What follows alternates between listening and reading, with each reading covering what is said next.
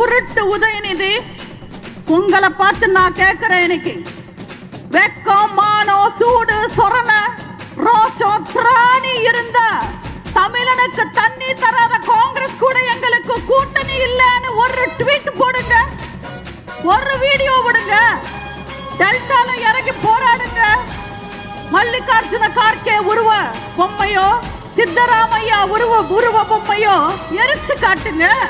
இந்த சனாதனம் பத்தி யார்பா பேச ஆரம்பிச்சாங்கன்னு கேட்டா நம்ம பால்டாயில் பாய் உதயநிதியா. சனா அண்ணா சனாகாந்த், அண்ணா அண்ணா தமன்னான்னு அவருக்கு அவ்வளவுதான் தெரியும். டக்குன்னு நம்ம சந்தானத்துக்கு கூப்பிட்டு உனக்கும் உதயநிதிக்கு என்னப்பா பிரச்சனைன்னு கேட்கிறாரு. அவரோட அறிவு அவ்வளவுதான். உனக்கு என்னப்பா, நீ பைத்தியம், நீ என்ன வேணுமன்னாலும் பேசுவ, எங்களுக்கும் அதுக்கும் சம்பந்தம் இல்லைன்னு நழுவிட்டே போயிட்டாங்க. எதுக்கு பேசினாரு, எதனால பேசினாருன்னே தெரியாம வாய் விட்டாரு பால்டாயில் பாய் உதயநிதி.